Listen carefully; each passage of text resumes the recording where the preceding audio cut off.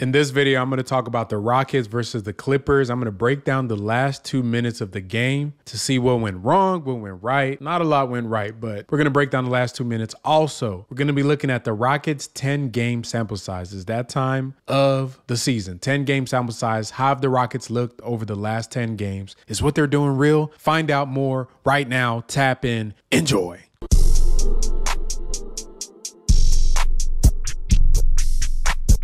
The Rockets Chop Shop is your one-stop shop for all your basketball needs, for highlights, analysis, podcasts. We do it all here at the Rockets Chop Shop. Make sure you hit the like button on the videos that you watch if you enjoy them. Hit the subscribe button to get notifications from all the great drops that we have on the channel. Also, you can visit the Chop Shop merch store and get you some of the swaggiest gear in the Houston Rockets kingdom.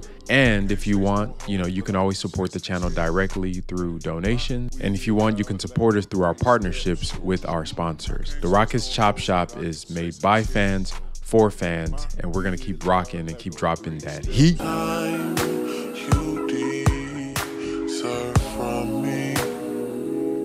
This is something I know.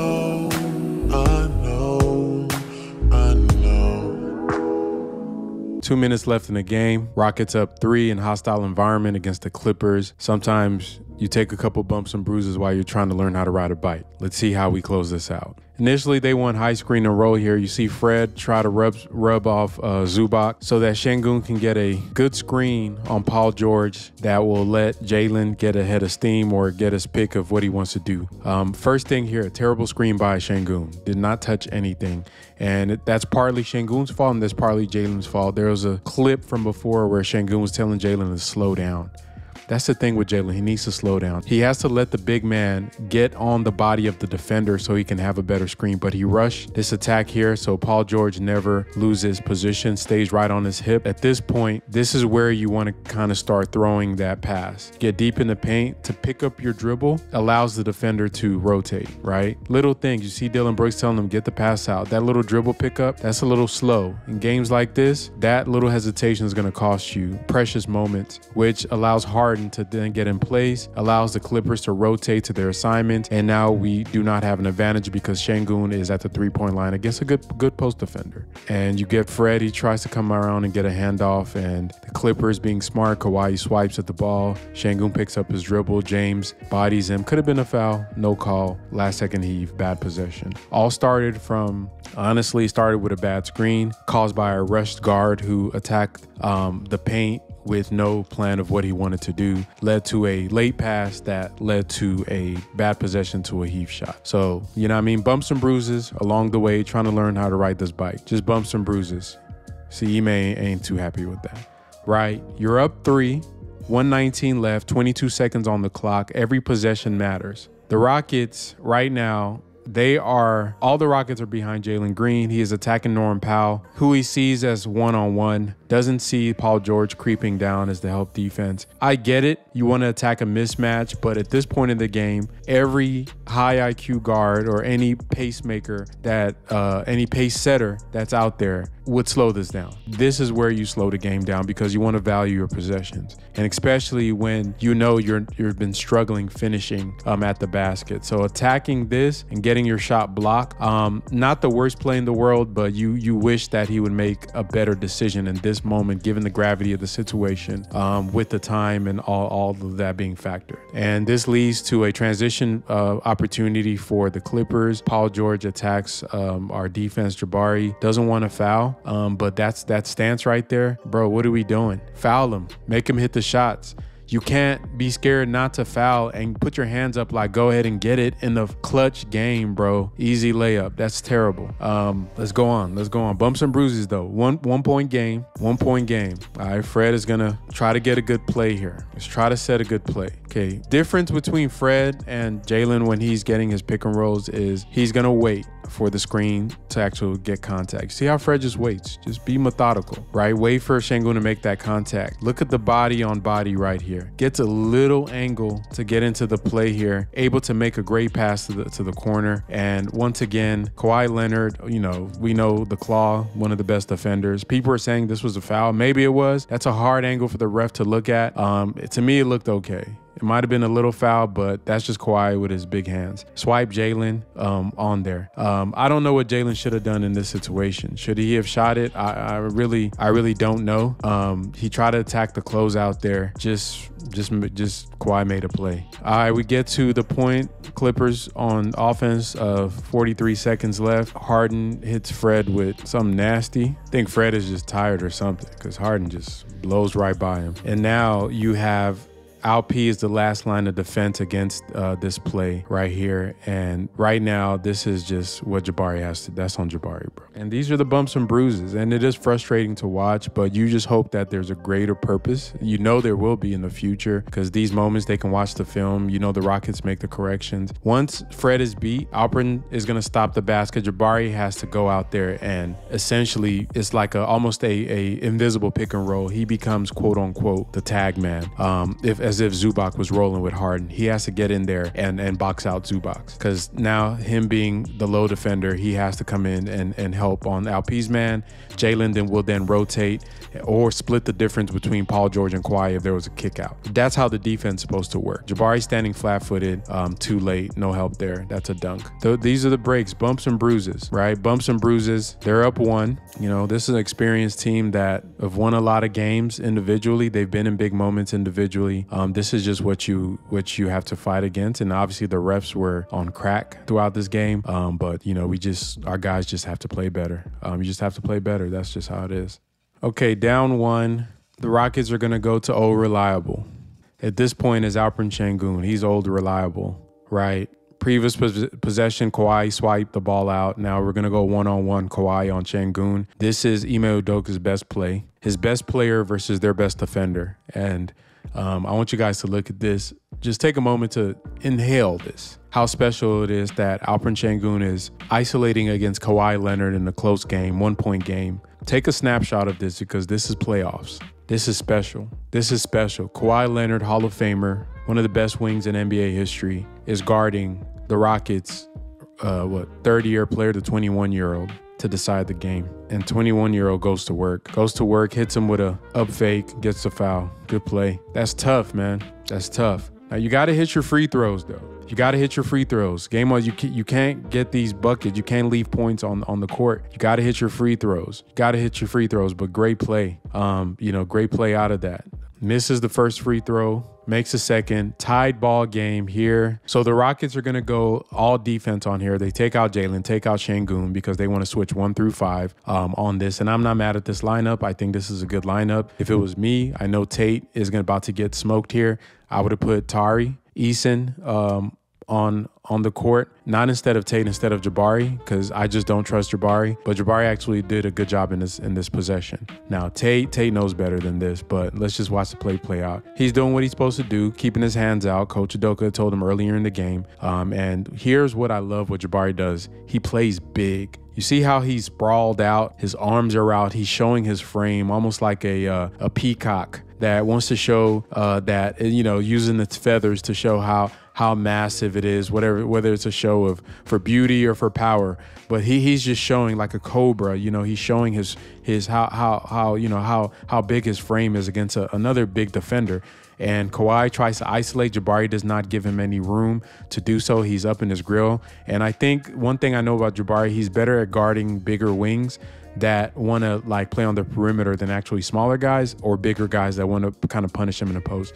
If Kawhi had him a little deeper in the paint, he probably could have posted him up and made him foul or if he attacked him, he might have been able to get by. But if you're going to play on the wing with Jabari, he can guard you. Okay, so Tate here is already out of position, off rip.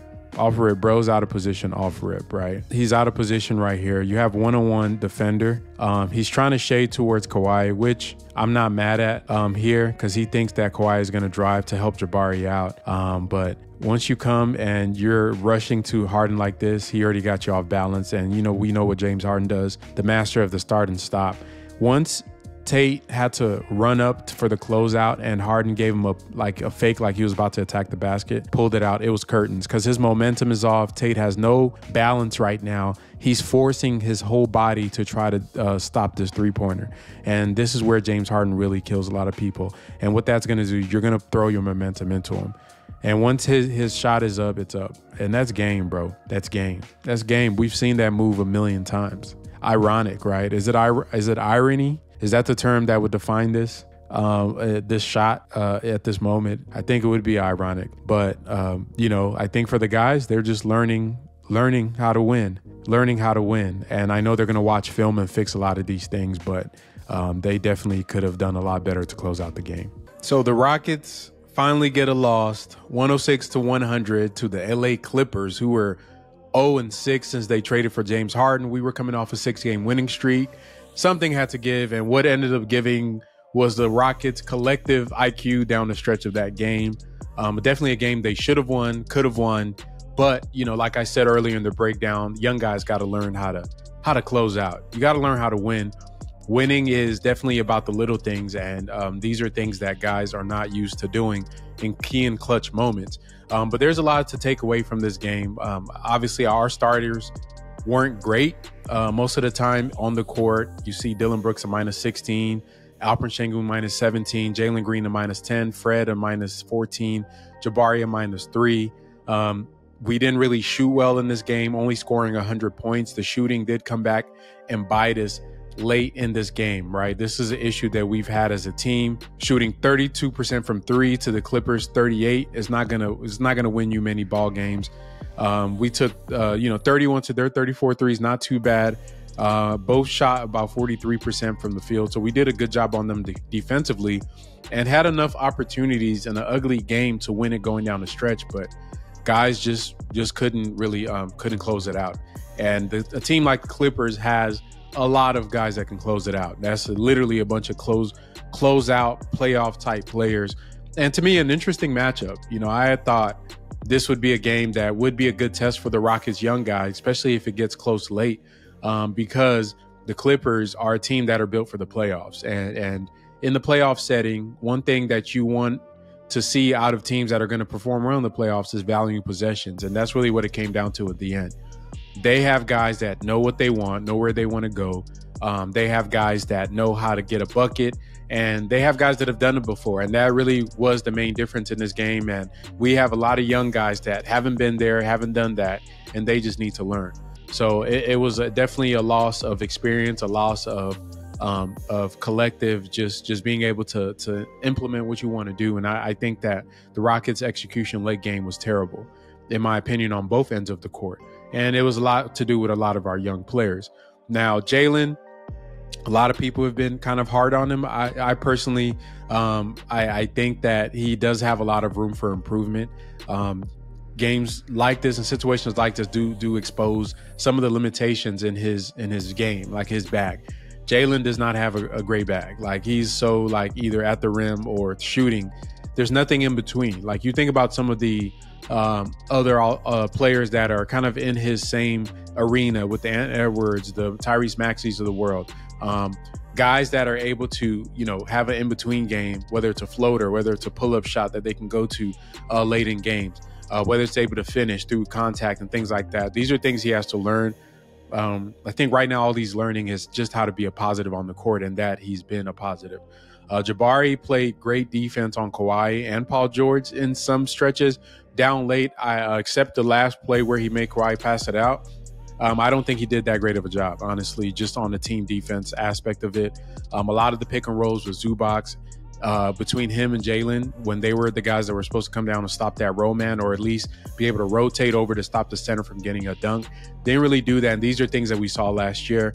Appreciate Coach Udoka trusting him enough to close out the game, right? Close out down the stretch, because usually he would get benched. He did get benched a couple of times to end the quarters off, where he was taken out because he was getting beat on the team defensive aspect of it. And the Clippers are going at him a little bit. But overall, I think for him, relative to how he plays, he played a decent game, right? He played a decent game. He was able to be on the court for important stretches, and you want to build up on some of these things. Now, I made a tweet, that the Rockets should start Tari Eason, and that's my personal belief. I think Jabari should come off the bench. That's just what I believe at this moment in his career. To me, if we're going to run a true meritocracy in a sense, and I'll explain, I understand Coach Udoka, right? if you're going to run a true meritocracy, I think Tari is, a year and a half or two older than Jabari. He's still young. Tari's 22.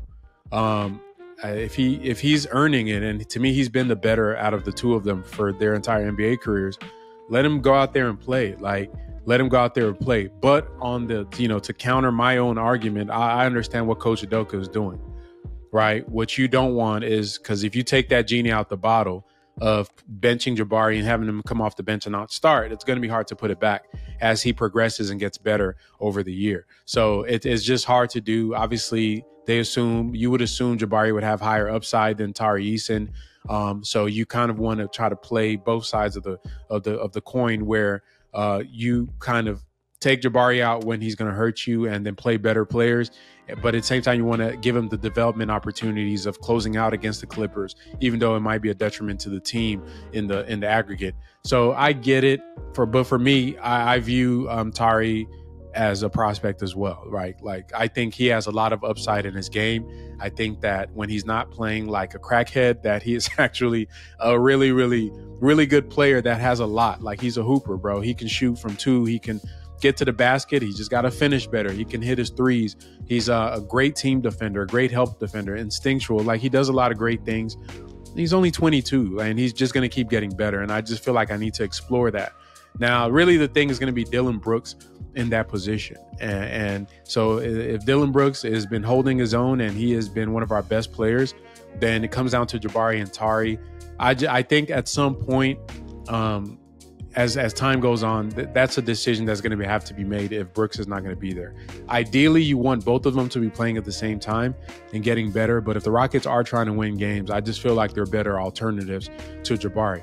Now, I know they're not going to do that, right? I know that. This is just me personally. Like, I'm not here for like, oh, he's going to feel bad. I don't care about that. I think that if he's mentally strong enough, and all the team should be, hey, if you play bad and somebody out hustles you, plays you, and is just better than you, then, you might lose your starting spot. It's not a given to anybody. But in this case, the thing about Jabari Smith that you like is the fact that he's not really lazy. There's nothing that you could say, let me take him off because he has a bad attitude or he's not trying. He plays 100% hard. He does get better. He is getting better this year. He has played much better this year than last season. And I think what Coach Udoka is doing is investing in that upside early so it can pay off later on down the stretch when you really need him. And then Tari coming off the bench isn't that bad because he does give you a lot of things that you don't have in your second unit, which we're going to talk about when we look at the team's performance over these the first 10 games of the season. But that's just me. That's my shtick on that. Alperen Sengun, I think, he's pretty reliable at this point. He's going to give you 28 and 5. That's just going to be what he's going to do on a night-to-night basis. And that's just his game at this moment. That's his game. He's our best player on the court. And, like I said in the film breakdown, it's proven when the coach trusts you to close out the game. He closed down the stretch. I think he did a decent job. I think Zubac was a bit big for him. Like, Zubac played really big. With the type of pick and roll ball handler James Harden is, that is a tough matchup. I don't think Sengun is this season has played a guard to the savant level of James Harden, and James Harden was navigating that pick and roll like a maestro. And I think the team defense wasn't up to par to really help try to shut that off, because James gets by the initial defender most of the time because he's big, or he just has, uses his handles. Once he gets into that middle zone, he has the floater. And so you want to kind of step up to help, but once you step up to help, you got to kind of peel back to go help stop the big man from getting the lob. It's just hard to do. And Coach Udoka alluded to this in the post-game conference when he said that it's kind of hard to play that, because you want to stunt like you're going to attack him, but then peel back. But Zubac is too big for that. So what you would want to do is have whoever's on the corner, the weak side corner, to come down and try to help kind of shrink the paint there so Zubac doesn't get a dunk. Usually it would be one of our young guys, and they did a bad job on this game. I think that we could do a lot better on that. Sengun, I think he held his own most of the time. They really couldn't attack him too much in isolation. It was really the pick and roll defense that was the issue in this game. And Zubac's size really was an issue for him on the glass as well, on offensive rebounds and just being just big and strong. So that's something that he's going to have to keep working at. I think Zubac is, just like Valanciunas, one of the toughest matches for him, but Zubac is really a tough match because of also the guards that he plays with. He plays with a lot of guys that put pressure on you. But, Alp was a team worst minus 17 in this game. Shot 44%, 40% from three. I love the fact he took a lot of threes. I think he could have played a lot better. Should have hit those free throws. But I think he just watching the game, I really didn't see anything that was sticking out to me. I think more of the same, still playing like the best player. Dylan played good. He just has to stop fouling. His shooting has come down back to earth. And I think this is what we're going to kind of see from him. He only took 6 shots, which to me is the best stat of the night. But 33% from the field, 0-2 from 3. You want him to shoot a little better. And one thing that I was saying about how we were winning in the previous games, people were trying to compare it to the other winning streaks where we're shooting out of the world. It was never about the shooting. The shooting just helped us blow teams out. The reason we're in all these games is because of our defense.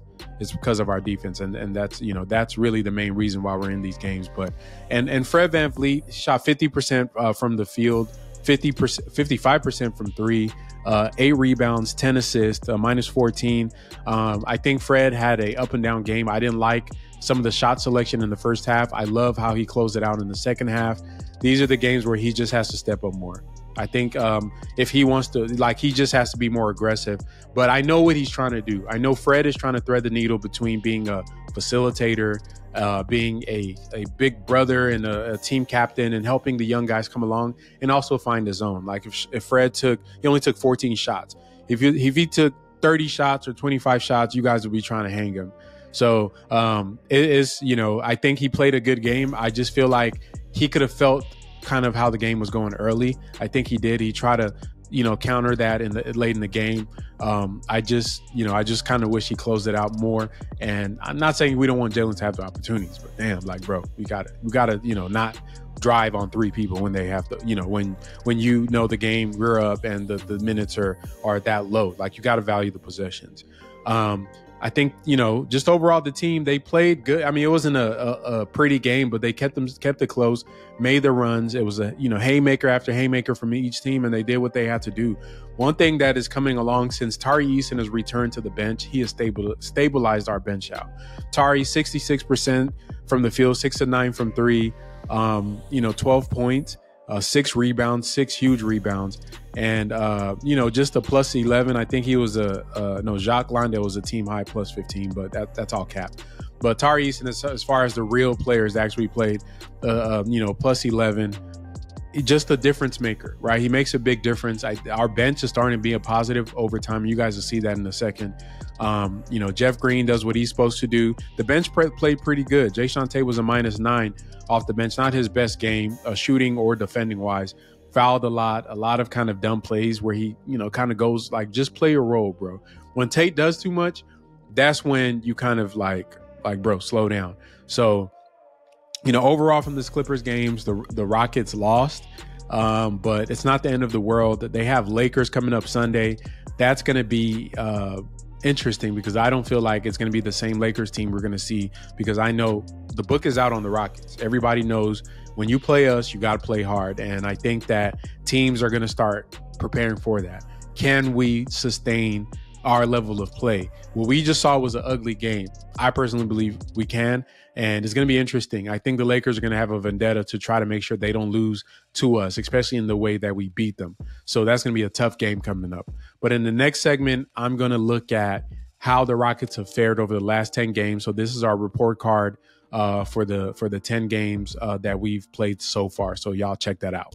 So your Houston Rockets are 6-4, sitting in the 6th seed in the Western Conference right now, tied in the loss column with the number 5 Sacramento Kings and the number 4 Oklahoma City Thunder, who I think, once again, it's still all in the mix. So right now we're basically, if you're looking at losses, we're tied between 4th and 6th.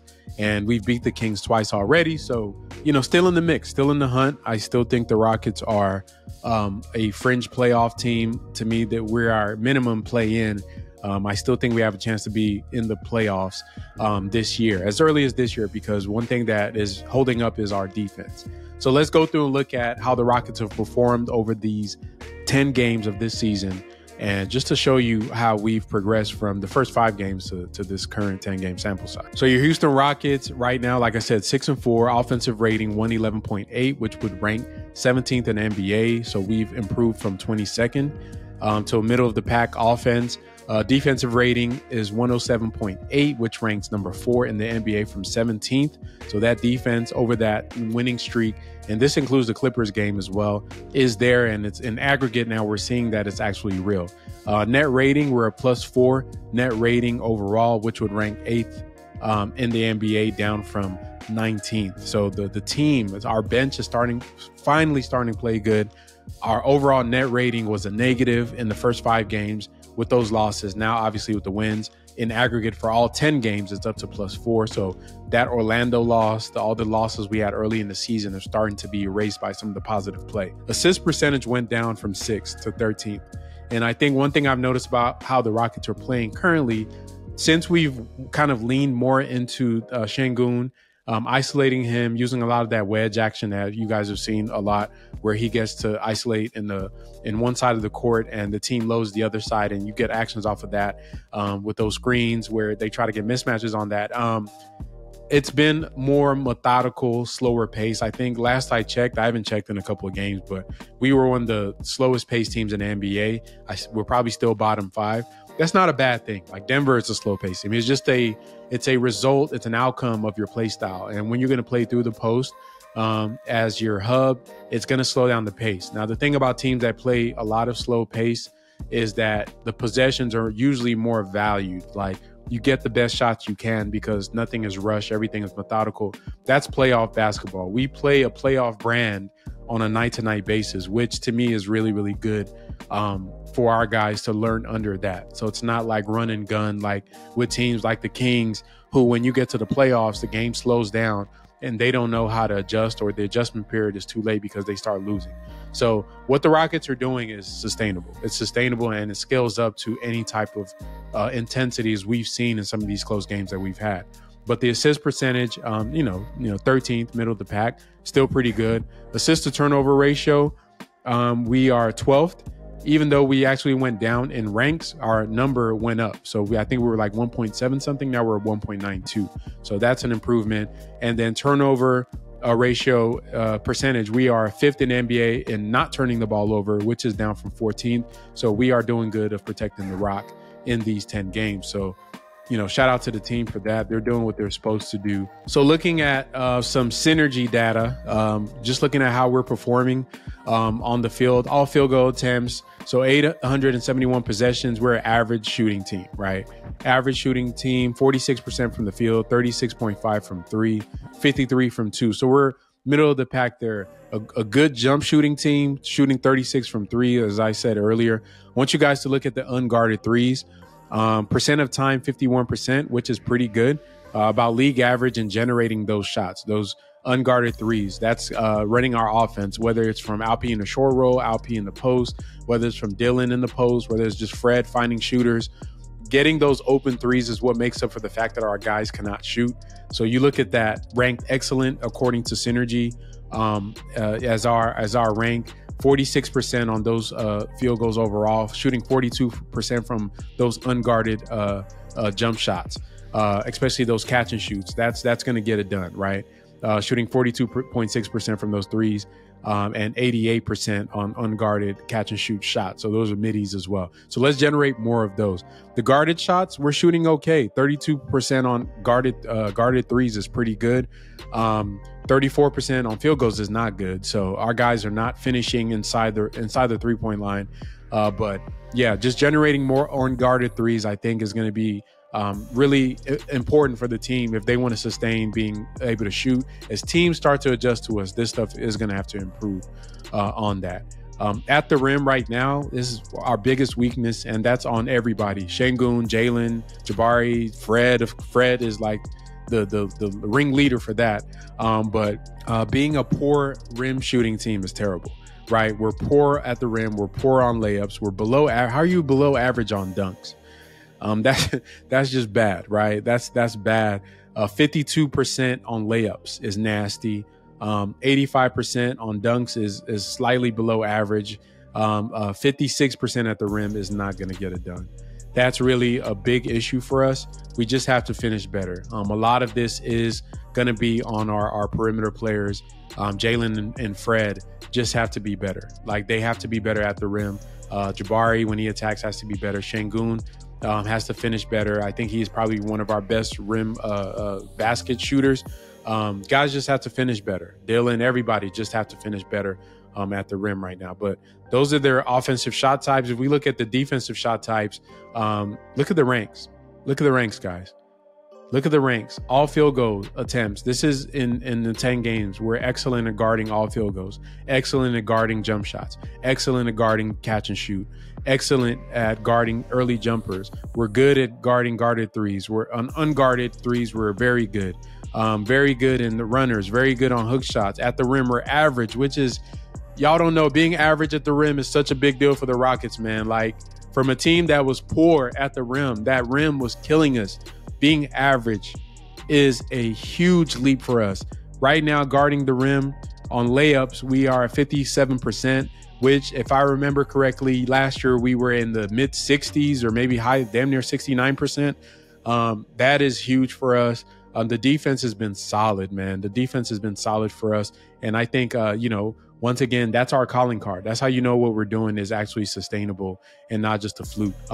Drilling down to our starters. I had done this the last time, so I want to see how our starting five. So I'm going to look at how they're performing as a unit, and then what it looks like when you replace them with somebody else. Like, if we take Fred off, how does the starting five look, et cetera, et cetera. So we'll go through these. So in 323 possessions on offense, the Rockets starting five ranks 116.1 points per possession, or that's what their points per possession is, ranked 7th in the NBA. So seventh best starting five on offense in the NBA. Defensively, holding teams to 104 points per possession, which would have them as the 6th best defensive starting five in the NBA, for a net rating of plus 12.1, which would have them as the 7th overall starting five in the NBA. When it comes to EFG, which is 2s and 3s, we're ranked 4th in the NBA at 59.1%, and we're holding teams to 50% on 2s and 3s, which would rank us 8th. So an elite starting five, and the numbers across the board that you just saw actually show that. When it comes to three-point accuracy, so this is how we're shooting. In the corner threes, 50% on the corners, ranking 9th in the NBA. I want you guys to also look at the frequency, though, for corner threes. 5.9% is trash, right? So we're not generating enough corner threes, and it's a byproduct of not having enough good ball handlers. We need to generate those corner threes. Like, to me, that's, if you're going to run as many pick and rolls as we do, the corner threes should be higher. That should be a byproduct of your pick and roll ball handling. I think Fred, he can make those passes. That's where Jalen needs to take that leap, and as a ball handler, being able to make the skip pass across when Sengun gets rolling on a short roll. Teams are packing the paint. Those shots are there. So less tunnel vision. Let's get those passes to the corner so we can get our guys, even if it's the play side corner or the weak side corner, get those passes just like we saw James Harden do against us. Get those passes to the corner so we can generate and shoot 50% of those shots, because you do that, you're going to be killing teams, and that opens up the world for everybody. Sengun can then drive to a team that has to make a decision about stopping him or getting to the corner. And for Jalen and for even Amen Thompson when he comes back, if you're driving and teams know you're not going to make that corner pass, they're going to pack the paint and dare you to make the pass. Until you beat them doing that, they're not going to stop. So it's going to make his job easier, where he can get more one-on-two, one-on-one drives rather than driving to 3-4 players. So definitely want that to go up. Non-corner threes, 41.1%, 5th in the NBA, which is damn good. And on the frequency, we are at 29.6, which is 6. So we're generating threes, which I was surprised. I thought that was going to be an issue for us. But elite coaching staff, they're getting it done. All threes overall, we rank 5th as the 5th best shooting team for three-pointers in the NBA. And you look at the frequency for that, it is at 35.5% of our shots, and that is 14th. Middle of the pack generating those threes, but we're top 5 shooting team. This stuff is sustaining, which is crazy. And the crazy part is guys aren't even shooting great, right? A lot of people thought it would have been Dylan Brooks shooting 60. Not really making a lot on that. Because if you looked at the games he was shooting, all that high percentage was on low volume. So you look at the Rockets shooting in aggregate, he wasn't the one taking all the threes. It was other guys. So I think that, that is definitely something that we can be proud of for our team is making those shots from that. And looking at the rim, 2-point accuracy at the rim, we're ranked 8th at 72%, whether it's layups and dunks on the accuracy there. Mid-range, 44.2%, 11th. 2-point frequency, so getting to the rim, 20th, which is an issue. So we're below average at actually getting rim attacks. Once again, Jalen and Fred, we don't have a lot of guys that can break down the defense, get to the paint, and get a shot off. A lot of times they're getting bumped and bullied and missing. And in the mid-range, we're 7th most taking middies, and that's a byproduct of just multiple guys that take shots. And I like that the Rockets' offense is diverse. I don't like, just that twos and threes and layups, because when you get into playoffs, that stuff goes out the window. So that's why I kind of like, how our guys are able to get it from wherever they are. So here's the stuff I like doing. I like looking at the on-off impact of players, right? So what we're looking at here is the on-off impact when the player's on the court, when the player is off the court, and then the differential between them being on the court and off the court. Then I also look at what happens when you take this player out of the starting five and replace them with anybody else. Is the starting five better? Is it worse? So we'll look at that. Off rip, let's go with Jabari. Jabari Smith on the court is a plus 1.4. I can shed tears. This is so big for us. And one of the main reasons we're winning is that Jabari is not a negative. And with the first 5 games, he was a neutral 0. He's actually creeped up to the plus 1.4 to tell you that in aggregate, his play has improved a lot over these games. And I'm excited to see what his next 5 and then we get to 15 games, 20 games, what that looks like. Off the court, the team is still better without him on the court. And we know this. We've seen the lineups with Jeff Green, and when they replace him with Jeff Green, we replace him with Tate, the team is better. And the data shows it, the film shows it, etc. But like I said earlier, personally, this is me. I would have him come off the bench. But I get it what the Rockets are trying to do, right? They're trying to invest in him now so that you can get the dividends at the end. So I'm not mad that he's starting. I wouldn't start. I put Tari to start. But personally, I get it, because as that number, you want his plus on the court to keep going up so that it gets to a point where it's negligible between him on the court and off the court. But he's still helping us win, just not as much as he would if he was not playing. But we still need him. It's very important, especially against wings like Kawhi and Paul George, where you have those mega wings with broad shoulders. He matches up well with them, and it scales up over the years. When you take him out the starting 5, they're a plus 29.6 in 57 possessions, which, like I said, we know that, he's not the most impactful player, but he's a positive, and I think for him, that's a win. So proud of Jabari for that. Being a positive at this moment in time on the court. So for Jalen Green, the on-off impact when he's on court, he's a plus 7.7 for our team. Off court, the team is plus 4.5. So we are 3 points better with Jalen Green on the court. So he has been a positive, which to me speaks volumes for him as well, as a player that's impacting winning. And it shows that he is actually a key player for us. And he's played like it, despite the shooting woes, some of the brain farts that he has during clutch moments. I think overall, he's just learning to play better, and that's what you want to see from young guys. He hasn't reached the point where his play is resulting in him having these statistical, great games and efficiency and all that. I think that's going to come later on. These are the things we have to pay for having Stephen Silas as our coach. The guys have to learn the basics of just being winning players, and they're doing that. So without Jalen on the court, we're actually a minus 6.7 in 22 possessions. So he is impactful for our starting 5. And to me, the biggest thing he provides for us is rim pressure right now. And he hasn't been able to leverage that into just actual tangible, I'm going to punish a team by making those passes, by getting to the rim, drawing free throws, et cetera, on a consistent basis. But you can see the outline of what he could be when he puts it all together. Seems like he's a year away from being that player that we think. He needs to go back in the lab this summer and add some stuff to his game. But him being a winning player and helping us win and showing in the data is really, really important to me as you build up with our team. Fred VanVleet, on-off impact, on court a plus 5.9. When he's off the court, the team is actually better at plus 10.1. For a net differential of the team is actually better by 4.2 points when he is off the court, which is kind of odd to me. I think Fred, he has a lot of up and down games with him. Obviously, he plays with a lot of different lineups, and he's an anomaly for me right now. Like I said, the first half of the game, he was kind of then he turns up late in games. I need him to step up more. I'm not going to lie. Like, I think Fred needs to be more consistent. His shot selection needs to be a lot better. The defense is great, but I just feel like sometimes he is a bit either too aggressive or too passive in moments. Now, how he plays late in game, I want him to duplicate that for the whole game. Let's try that. Let's be good for the whole 48 minutes. But the intangible stuff, obviously, leadership, et cetera, it's getting the guys calm. That's why we're winning. He's one of the most important players on our court. But on a X and O's, as far as basketball, putting the ball in the hole, et cetera, he needs to be a little bit better with that. With the Stars without him, it hasn't changed. They haven't actually, since the last 5 games, he hasn't played without the starting 5. So this is the same number, the plus 35. It's still the same. Coach Udoka is not taking him off the starting 5. So whenever he is out there and the starters are out there, Fred is out there. Now, when the man comes back, we might get some more possessions with that. So there's really nothing I can take away from that because it's the same as the last.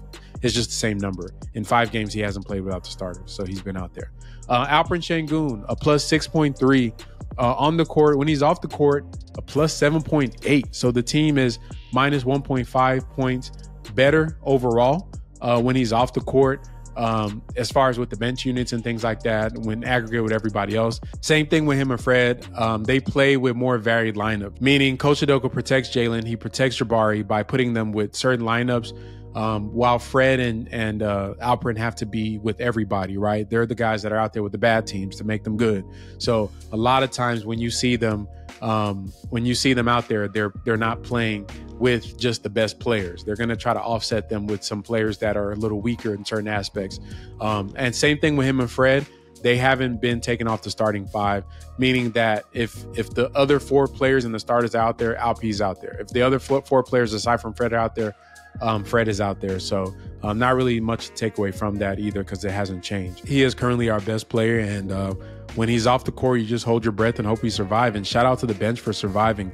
I think finding Jeff Green, the play of Aaron Holiday, Tari Eason coming back has really made our bench a positive over the season rather than a weakness as we had it in the first 5 games. And Dylan Brooks on-off is still the highest on the team. And this is, on the court plus 9.6, off the court, almost a net 0. So, we're barely winning when he is not in the game. The only problem is he's never in the game because he's always in foul trouble. A minus 9 when he is not on the court with us, 9 net differential. Starters without Dylan is 78.8.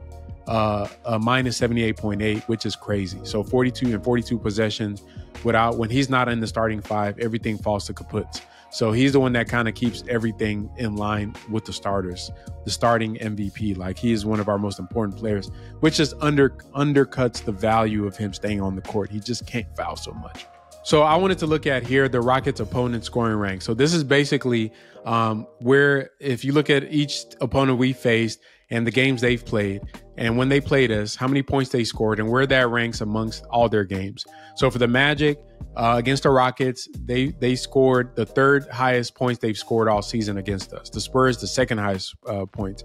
The Warriors, 6 out of their 13 games. So they scored the 6th highest points they've scored. Hornets, the 4th highest points. So here's where the defense really turned up. For the Kings, they've scored their 2 lowest points per game against the Rockets. Both 10th and 11th lowest points per game were against us, obviously without Fox. The Lakers, 13th out of 13. So 13, their lowest scoring game was against the Rockets. The Pelicans, their 10th lowest scoring game against the Rockets. We held Denver to their 11th lowest scoring game out of the 12 they've played. The Clippers, their 8th lowest scoring game out of the 11th they played. The Rockets are a team that their calling card, if we had a card for the Rockets, say, what do you want to call on? Call on that defense, right? This is what Coach Udoka has made their identity. It's a defensive team that on a night in, night out basis, you're going to have to come with your lunch pail and your hard hat because they're going to be balling on that side of the court. We're physical. It does lead to a lot of fouling. But that's at the expense. That's kind of the tolls you got to pay to play the style of defense we play. The Rockets are basically playing like a playoff team every single night. And teams have to dig down. If you don't have a James Harden, if you don't have a Paul George, if you don't have a Jokic or a LeBron, you're going to get beat. And what that means for the long-term outlook for our team is that the team is for real. Now, what for real means is relative. For me, for real means that whatever we're seeing from them, this is what they are. They're a team that's about a lower seed playoff team, probably 5th, 6th, 7th, 8th seed. To, if we survive injuries, we might, creep down to lower. If we had a key injury to one of our, like Alpi or Fred, then we might be on the play-in or somewhere on the fringes of the play-in. But if everybody stays healthy, right now the Rockets are what they are, 5th, 6th seed. I think that's where they are. The defense travels. It's real. To take that on the road against the Clippers, a team who is isolation heavy with a lot of scorers that could beat you in different ways, and hold them to their 8th lowest scoring game with all their firepower and all the guys. And a must-win game for them. For us to only lose by 6 points, to me, is important. Let's not lose that. The Clippers were fighting for their lives, right? This is a team that did not want to die, because if they had lost to the Rockets, oh my God, it would have been probably, blow it up. The team, it would have been ugly. Russ coming off the bench, all these adjustments they made, and they beat us by 6 points on a James Harden, basically last possession, step back 3 foul. And that's how they won. So it's taking a step back and looking at, overall how the team's performing. One thing you want to be encouraged about is how real this is. On a night-to-night basis, there's not a lot of variance in the team's play. They're going to play hard, and they're going to make you earn every single bucket that you make. And when you can do that, you think about how many bad teams there are in the NBA. Why can't you win 40 games? A lot of teams are going to be bad. Guys are going to be hurt. Teams are going to be tanking. Teams are going to be resting players. There's so many factors that go throughout a season that if you're just a team that sustains playing hard, that you're going to win games. So I still think my prediction, I have them between 35 and 40. I'm going to creep up a little bit and have them between 40 and 45 games for this year if everybody stays healthy. Now, the implications for me, if I'm Rafael Stone, looking at this team, looking at what they have, looking at some of the things we need shooting terribly for spacing. We need a guard, another guard that can, maybe it's Amen Thompson, but I still think we need a guard that can read the entire pick and roll tree and be able to make those passes on the team. I think that's a big need. We need rim pressure, and we need a backup big. Jeff Green is doing what he can do, but I still think we need a solid backup big just to give us a different look on the rotations as we are getting LP breathers, so we don't have to hold our breath while he's getting a breather. But for Stone, those are decisions that you're going to have to look at. And as more data comes in for this team, it really does tell you that they're pretty real. And if they're real, do you make a move? Do you not make a move? This is going to be an ongoing thing. Now, we have a rough stretch of games coming up, especially coming up right now. We have the Lakers on Sunday, and I think we have a back-to-back against the Warriors, which is a scheduled loss if I've ever seen. If the Rockets can split that, I think we've done well. What I don't want is for them to lose both of those games and then, we spiral into a losing streak, especially with our young guys. That's why it's important to have Fred and Dylan, these guys that have been there, done that out there. That's why Coach Udoka is important. But overall, the game was lost, but you look at the big picture, the Rockets are playing good. They're playing real, and the things that we're doing are scalable, and there's a lot of room for improvement. Once again, this is the worst they're going to be this season. At this point, for this team, this is the worst they're going to be, and they're going to keep getting better and keep learning, and they're going to watch the film and make the corrections. You can see the incremental improvements from game to game. So when I do the 15-game sample size, what's going to jump out? We don't know. But we're going to know we're going to see improvements because we have a good coaching staff. But what was y'all's biggest surprise from the 10-game sample size? What was your key takeaways from the game against the Clippers? Let me know in the comments and in the chat. And if you're listening to this podcast or this video at this point and you haven't hit the like button, go ahead and do that to support the channel. If you're new to the channel and enjoy hearing premium hoop discourse, hit the subscribe button to keep getting great basketball from the Chop Shop. Keep rocking with us, and we're going to keep dropping that fire.